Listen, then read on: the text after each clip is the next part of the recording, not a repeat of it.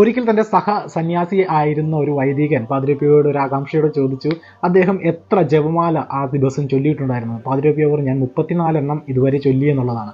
അത്രത്തോളം ജപമാലയോട് വലിയ ആഴമായ ഒരു ബന്ധം പുലർത്തിയിരുന്ന ഒരു വൈദികനായിരുന്നു പാതിരിയോ. അതുകൊണ്ട് തന്നെ അദ്ദേഹം പറയുന്ന ഒരു കാര്യമെന്ന് പറയുന്നത്, നമ്മൾ ഉറങ്ങുന്ന സമയത്ത് നമ്മളുടെ ജപമാല നമ്മളുടെ തലയിണയുടെ കീഴിൽ വയ്ക്കണമെന്നാണ്. അങ്ങനെ വയ്ക്കുകയാണെങ്കിൽ ലഭിക്കുന്ന 5 കാര്യങ്ങളെക്കുറിച്ചാണ് പാതിരിയോ നമുക്ക് പറഞ്ഞു തരുന്നത്. 5ാമത്തെ കാര്യം വളരെ പ്രധാനപ്പെട്ടതാണ്. മാത്രമല്ല, ഈ 5 കാരണങ്ങൾക്ക് അപ്പുറം ഞാൻ നിങ്ങൾക്ക് 2 എക്സ്ട്രാ കാര്യങ്ങൾ കൂടെ പറഞ്ഞു തരുന്നുണ്ട്.